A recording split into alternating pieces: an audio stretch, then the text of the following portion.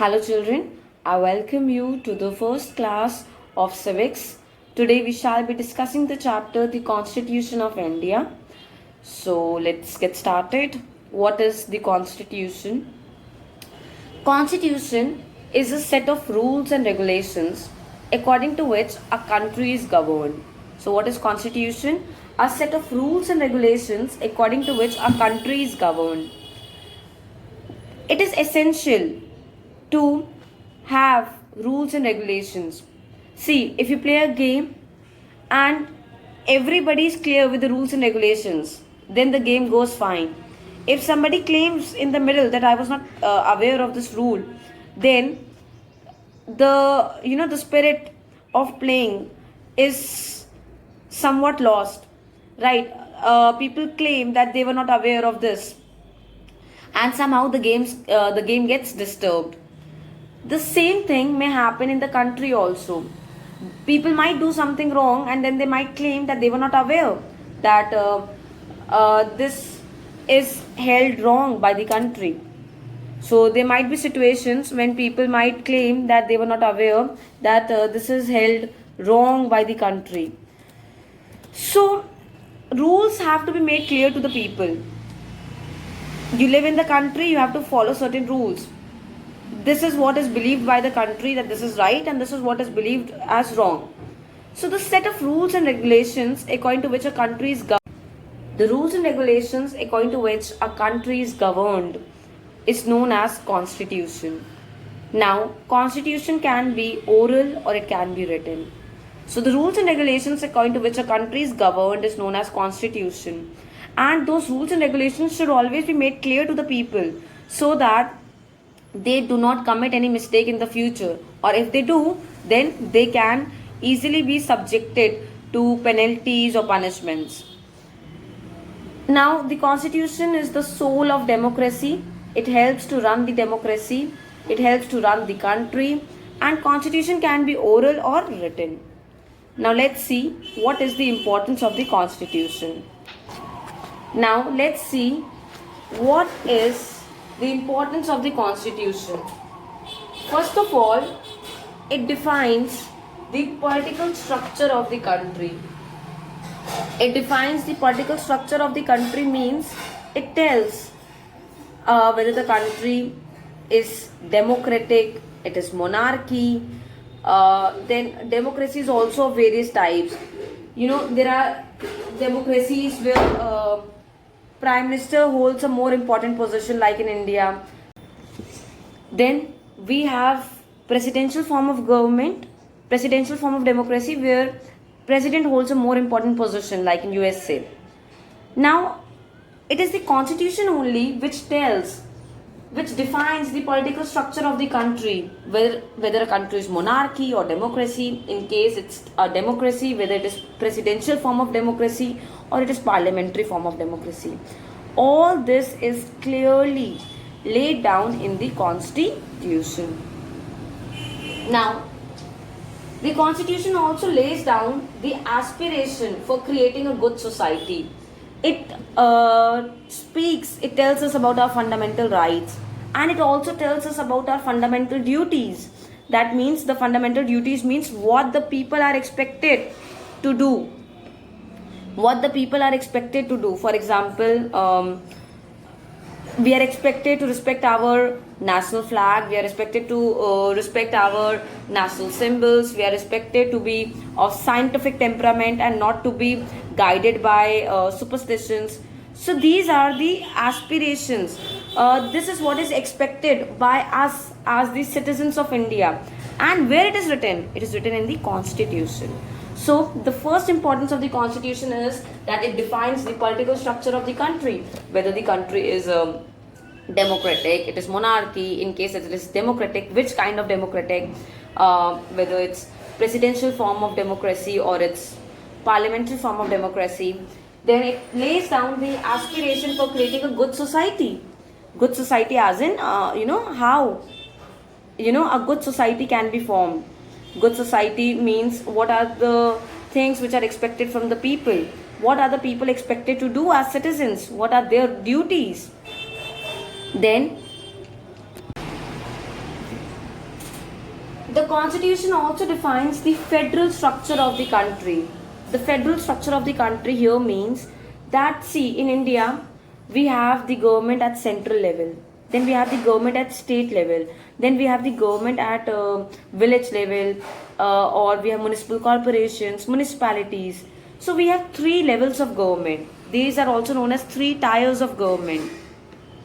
So this is called federalism. When there is not one level of government, rather power is decentralized. It is divided among two or more levels of government, and it is necessary to divide power among two or more levels of government to rule such a vast country like India. India is so vast. Central government sitting in New Delhi cannot work for the entire country. So we need a federal form of government. We need a government which is there at different levels. So in India we have federal form of government. Federal form of government means there are different levels of government. We have government at central level, we have government at state level, we have government at local level. This is known as federalism. And where it is written that there should be three levels of government, it is written in the constitution. So constitution defines the federal structure of the country, and constitution also lays down the limitations of the government. See, government should also have its limitations. Government should not do whatever it feels like doing. There have been countries where when people tried to protest, the government the government announced or the government ordered that these people should be fired, these people should be killed, vehicles should trample over them. This is this is a bit too much. This is unethical, and so that the government does not misuse its power, it's necessary to set limitations for the government, and the constitution only sets the limitations for the government. So the 4 points that I have discussed about the importance of the constitution are: number 1, the constitution, it discusses or it defines the political structure of the country, whether it is monarchy, whether it is so it defines the political structure of the country, whether the country is monarchy, it is democratic. If it's democratic, what kind of democracy does it follow, parliamentary or presidential. Then it lays down the aspirations for creating a good society. It is written in the constitution what it expects out of the people, like they should respect the national flag, national anthem, everything. It's written. Then it also sets the limitations for the government. The way it tells what people should do, it also tells what the government should do and what the government should not do. And then it also defines the federal structure of the country. To rule such a vast country like India, we cannot have only one level of government. We have government at different levels. We have central government, we have state government, we have local government. This is known as federalism, and all this is mentioned in the constitution. Now, so it is the constitution which spells out our fundamental duties. It also spells out our fundamental rights. Fundamental rights are basically those powers which are given to us as citizens so that we can lead our life with equality, so that we can lead our life with peace, so that there is no discrimination in the society, and perhaps our society becomes better, and our society upholds the values of humanity.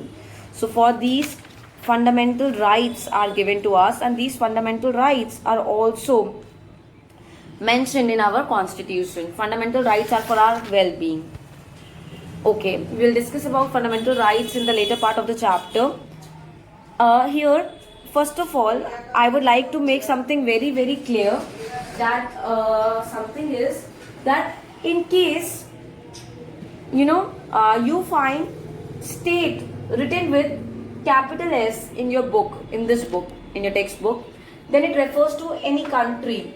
While if state is written with small s, then it refers to the Indian states like UP, Maharashtra, Kerala, Karnataka, Tamil Nadu, more. However, in social science, In other books, any such discrimination is not made. Any such difference is not made. Here it is for your convenience that the book has come up with this. Otherwise, you have to read the sentence and you have to understand whether the state refers to any other country or it refers to the Indian states. So state may refer to any other country also, or it may refer to the Indian states also. So you have to read the sentence, and through your understanding you have to grasp what it refers to. Now there is a typical case of Nepal given. Nepal earlier followed a political structure where king was the head of the state, that means head of the country, and capitalist, and there was also an elected prime minister who was the head of the government. So it was democratic to some extent. Then came a king, King Gyanendra, who said that there was a lot of political instability, and owing to that political instability, he tried to dissolve the government and he tried to hold the power. This was not accepted by the people. There was a lot of unrest in the country, and finally Nepal was declared federal democratic republic with president as the head of the state instead of the king. All this happened in 2008, and people also demanded that their constitution should change. It should be altered, it should be rewritten, it should be amended, because the values that were written in the constitution were not accepted by the people. So the constitution should be such that it should be accepted by the people. It should not be imposed on them. It should respect their ideals, their beliefs, and it should reflect their aspirations. It should of course spell out the rules and regulations for them, but then it should also reflect their ideals, what they want. Like our Indian constitution spells out the fundamental rights which are for our well-being, which help us to live a secured life, to live a better life. Then it also lays down the limitations for the government. It spells out our ideals. However, the constitution of Nepal at that point of time did not reflect the ideals of the people, and so people demanded that it should be changed. Now, how was the constitution formed? First, if I talk of the constitution for India, the Britishers tried to make the constitution for India.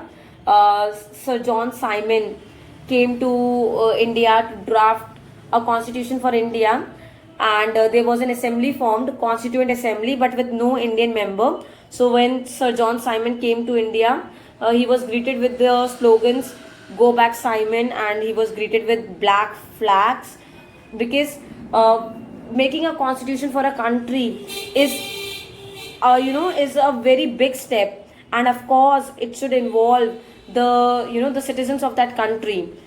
The Britishers wanted to draft a constitution for India with no Indian member.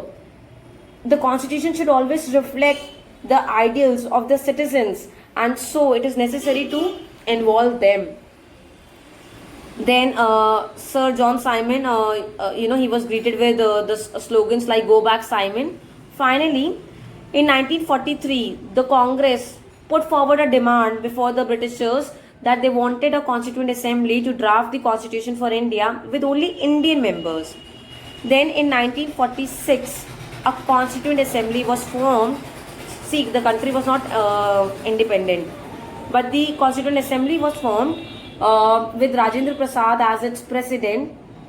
Rajendra Prasad was the president of the Constituent Assembly. Then he also became the first president of Free India, and a Constituent Assembly was formed with Rajendra Prasad as its president, and they decided to draft the constitution for India.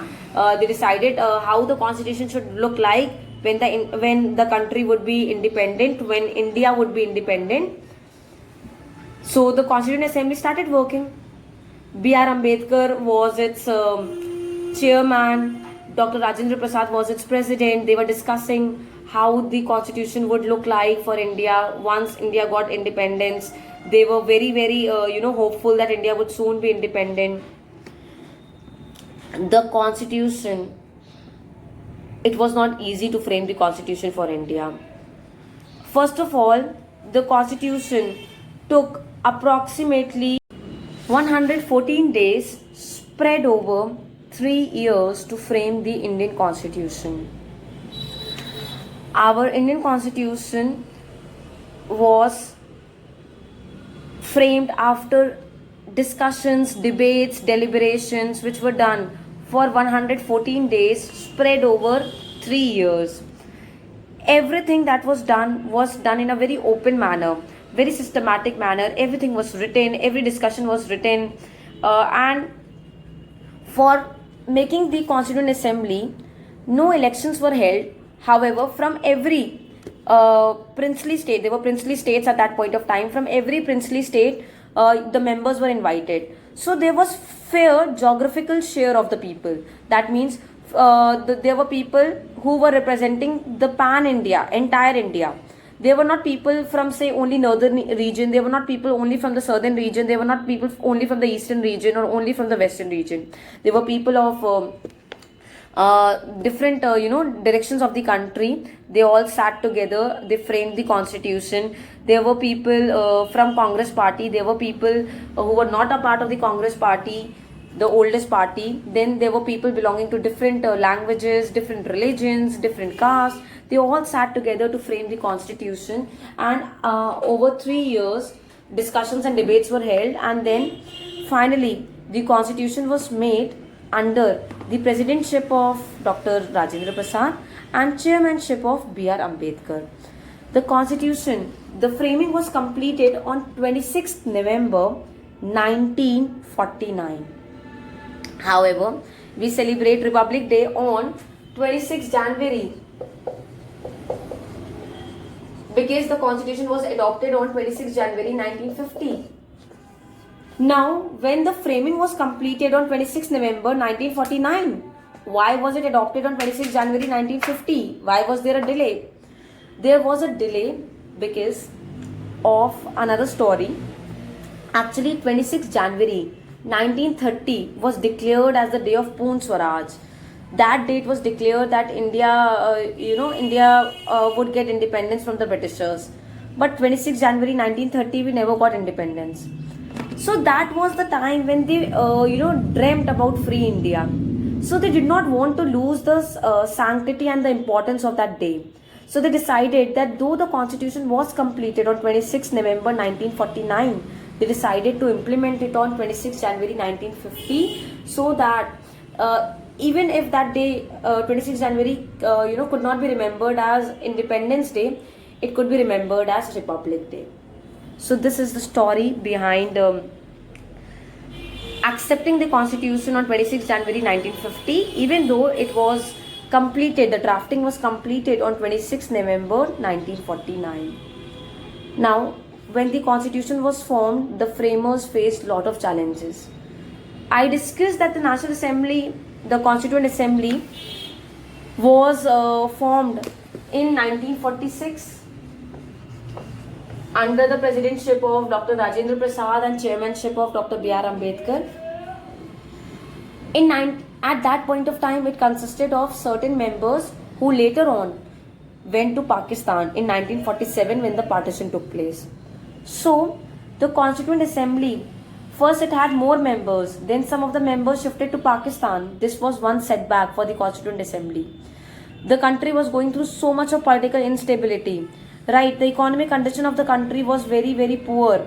The constitution had to be in such a way that it could accommodate people of different castes, different religions, so that there was no discrimination in the, there was no discrimination in the society anymore.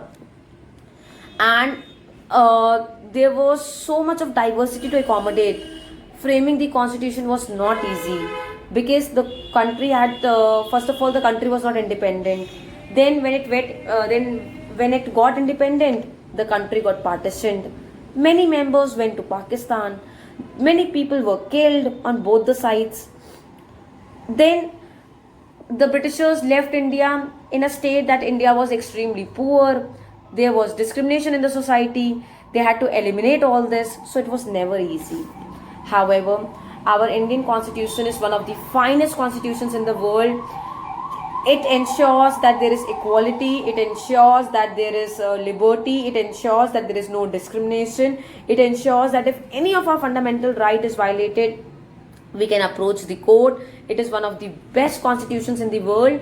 And preamble is the introduction to our constitution. Preamble sums up the spirits of our constitution. We, the citizens of India, are empowered with fundamental rights which are for our well-being. We have been given so much protection by the Constitution.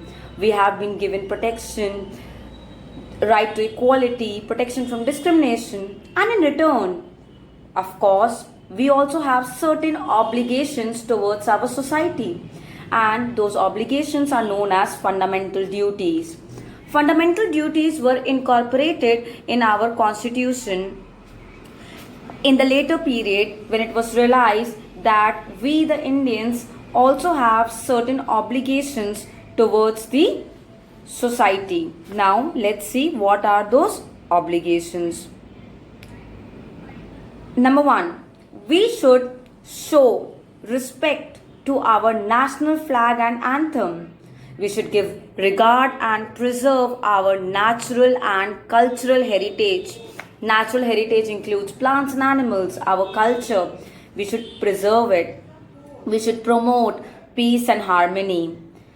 We should uphold the principles of sovereignty, unity, and honesty. Sovereignty means we should not allow any external country to rule over us. We are in the position to take decisions on our internal and external matters. We should promote unity, honesty. We should safeguard our public property. And of course, we should be guided by logics, reasons, rationale, rather than being guided by superstitions. So we should develop scientific temperament and spirit of inquiry. Then, what do you mean by directive principles? Directive principles are certain guidelines which help the government, the central government, the state government, and the local government to make policies, to formulate policies. These guidelines help the government to understand that their policies should promote socio-economic justice, should strengthen democracy, unity, safeguard our heritage. So the directive principles are the guidelines according to which the government has to frame policies. The government cannot frame policy in a way that it helps one section of the society while it is detrimental for the other section. So with this, I wind up the chapter. Today we have discussed about the fundamental duties.